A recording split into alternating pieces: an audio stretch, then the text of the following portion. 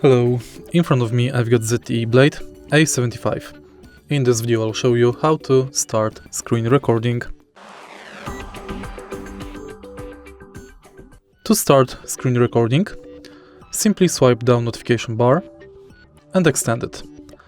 Search for record screen icon, tap on it, and now tap start.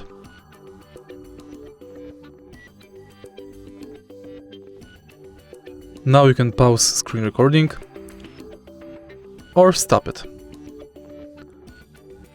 If you don't have this icon right here, go to Edit and find it from the bottom part of the list.